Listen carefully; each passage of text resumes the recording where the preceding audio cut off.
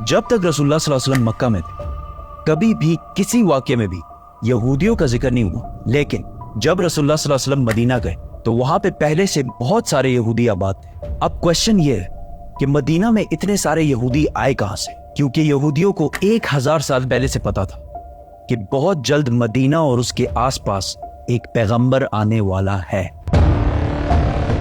आज से तकरीबन 70 साल पहले 3 अरबी शेफर्ड्स फलस्तीन के पहाड़ों में अभी घूम फिर रहे थे कि अचानक उन्हें दूर से एक पहाड़ में एक गार, एक केव देखा। वो उस केव के अंदर गए और उन्होंने देखा कि उस केव में सिर्फ 2 जार्स पड़े हुए। उन्होंने ये जार्स खोल के देखे तो अंदर पुराने जमाने के कुछ पेपर्स और स्क्रोल्स पड़े हुए। उन्होंने सोचा पता नहीं कोई चीज होगी बस, तो उन्होंने बाजार जाकर थोड़े पैसों के बदले इनको बेच दिया। वहां से ये स्क्रोल्स किसी तरह अमेरिका के एक साइंटिस्ट के हाथ लगे, जिसको डायरेक्ट पता लग गया कि ये यहूदियों की आसमानी किताब तौरात है, लेकिन ये किसी अजीब से स्टाइल से लिखी हुई थी और आज के जमाने के सारे तौरात से मुख्तलिफ थी।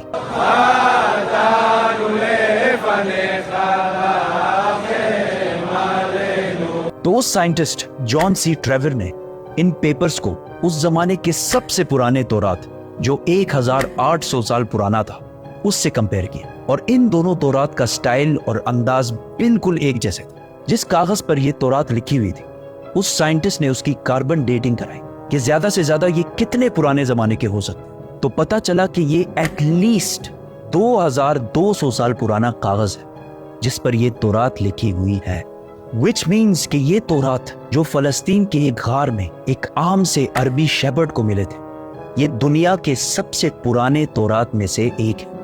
इवन हजरत ईसा अलैहिस्सलाम के आने से भी पुराने का तौरात है। Copies of the Bible that are 1,000 years older than any previously known copy of the Bible?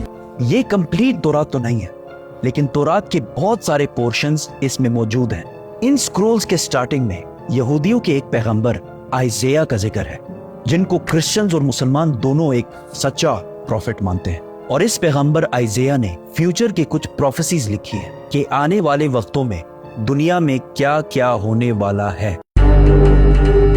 पहली प्रोफेसी ये थी कि बख्त नसर बेबीलोन का बहुत ताकतवर बादशाह, जिसने हजारों साल पहले यहूदियों की बिल्कुल हिटलर की तरह तबाही फेर दी थी। इस तौरात की पहली प्रोफेसी ये है कि अभी तो बख्त नसर हमारे ऊपर बहुत जुल्म कर रहा है, लेकिन बहुत जल्द एक शख्स इसकी हुकूमत को तबाह और बर्बाद कर दे और यहूदियों को उनके इलाके में वापस आबाद करेगा। ये प्रोफेसी इस तौरात से भी 300 साल पहले पूरी हो चुकी थी, साइरस द ग्रेट की शक्ल में, जो ईरान का एक बहुत ताकतवर बादशाह था, जिसको आज बहुत सारे मॉडर्न इस्लामिक स्कॉलर्स जुल्करनैन भी समझते हैं। Actually, he was Cyrus. He was the king of Persia. ये भी एक बहुत इंटरेस्टिंग स्टोरी है, तो सब्सक्राइब। इस तौरात की दूसरी प्रोफेसी की वजह से यहूदी मदीना में आबाद थे। इस दुनिया के सबसे पुराने तौरात प्रोफेसी कुछ ऐसे है, देखो मेरा गुलाम जिसे मैं कायम रखता हूं, मैं अपनी रूह को इसमें डालूंगा और वो दुनिया में इंसाफ कायम करेगा, और जब तक वो जमीन पे इंसाफ कायम ना कर ले वो पीछे नहीं हटेगा और ना उसे कोई कुचल सकेगा, और मैं बुतों को अपनी तारीफ छीनने नहीं दूंगा। और जिन आबादियों में कैदार के लोग रहते हैं खुश हो जाएं। कैदार, कैदार, इसको याद रखें। सेला के लोग पहाड़ के ऊपर चढ़कर चीख चीख कर खुशी के नारे लगाएं। Let them give glory to their Lord. Now, let's break this down. सबसे पहले कहा गया है कि कैदार के लोग खुशियां मनाएं। तो अब ये कैदार कौन है और कहां है?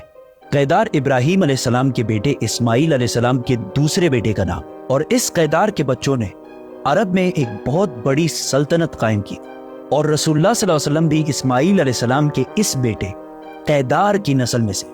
दूसरा जिक्र है बुतों का। उस जमाने में सबसे ज्यादा बुतों की इबादत अरब में की जाती थी। अब इससे यह तो क्लियर है कि पैगंबर अरब में आएगा। प्रॉफिट आइज़ाया ने तौरात में दूसरी प्रोफेसी ये की थी कि सेला के लोग पहाड़ पर चढ़कर जोर जोर से खुशी के नारे लगाएं। ये सेला लफ्ज SELA आज भी तौरात में इसी तरह लिखा जाता है। अब ये सेला अरब में किधर है?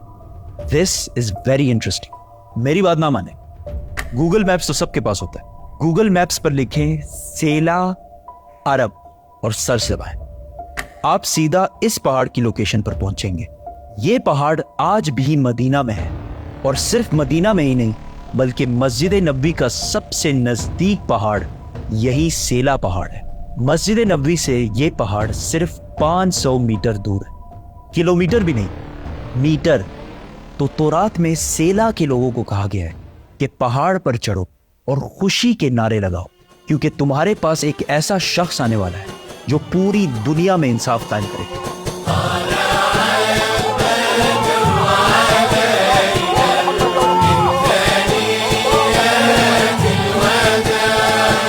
اور یہ سب کچھ تورات میں یہودیوں کو پہلے ہی بتا دیا گیا۔ یہودیوں کو اس بات کا پورا اندازہ تھا کہ بہت جلد مدینہ میں ایک پیغمبر آنے والا ہے، تو آہستہ آہستہ بہت سارے یہودی فلسطین سے مدینہ اور اس کے آس پاس شفٹ ہونا شروع ہوئے کہ کاش ہم اس پیغمبر سے مل سکیں۔ اور ایک دفعہ تو یہودی اور رومن امپائر کی لڑائی کے بعد بہت سارے یہودی مدینہ اور اس کے گرد جمع ہونا شروع ہوئے، اور خیبر کو جو مدینہ کے سب سے قریب سٹی سمجھی جاتی تھی اس کو اپنا ہیڈ کوارٹر بنایا۔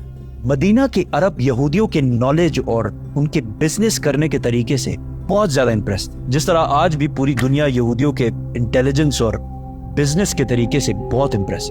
آہستہ آہستہ مدینہ میں یہودی بڑھنے لگے، اور مدینہ کے عربیوں اور یہودیوں کے درمیان لڑائیاں ہونا شروع ہوئی، اور ہمیشہ یہودی مدینہ کے عربیوں کو کہتے تھے کہ آج تو تم لوگوں نے جو کرنا ہے کر لو، لیکن جب ہمارا پیغمبر آئے گا تب ہم تم لوگوں کو نہیں چھوڑیں۔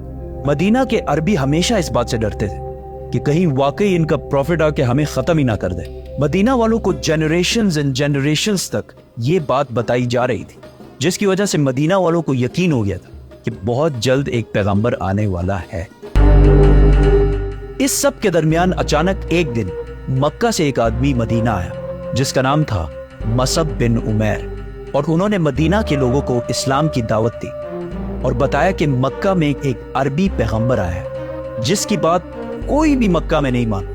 یہ سن کر مدینہ والے حیران ہو گئے کہ ایک عربی بولنے والا پیغمبر، ہو سکتا ہے یہ وہی پیغمبر ہے جس سے یہودی ہمیں بار بار ڈراتے رہتے۔ تو مدینہ والوں نے ڈائریکٹ دنیا میں سب سے پہلے اسلام قبول کر لیا۔ یہودیوں کو جب اس بات کا پتہ چلا کہ ہمارا پیغمبر تو عربیوں میں آ گیا، تو انہوں نے صاف ڈینائی کر دی کہ یہ وہ پیغمبر ہے ہی نہیں۔ لیکن پھر بھی کچھ یہودیوں نے اسلام قبول بھی کیا اور اسلام کے لیے جان بھی دی، اور تورات میں محمد صلی اللہ علیہ وسلم کے بارے میں جو پہلے سے کہا گیا تھا، یہ بھی یہودی جو مسلمان ہو گئے تھے، یہ بھی انہی یہودیوں نے ڈسکور کیا۔ اسی لیے حضرت سلمان فارسی کو بھی ایک کرسچن پریسٹ نے مدینہ ہی بھیجا تھا کہ وہاں ایک پیغمبر آنے والا ہے۔ یہودیوں نے اس سب کو ڈینائی کر دیا کہ یہ وہ پیغمبر ہے ہی نہیں، اور صرف ان کو پیغمبر ماننے سے انکار نہیں کیا بلکہ رسول اللہ صلی اللہ علیہ وسلم کے خلاف ہر طرح کی سازش بھی کی۔ لیکن یہودیوں کی طاقت خیبر کی جنگ کے بعد پورے عرب میں ہمیشہ کے لیے ختم کر دی، اور وہ سارا مال جو یہودیوں نے ہنڈریڈز آف ایئرز میں جمع کیا تھا، سارا مسلمانوں کو مل گیا۔ اور مکہ والوں کو بھی پتہ چل گیا کہ خیبر کے بعد اگلی باری مکہ والوں کی ہے۔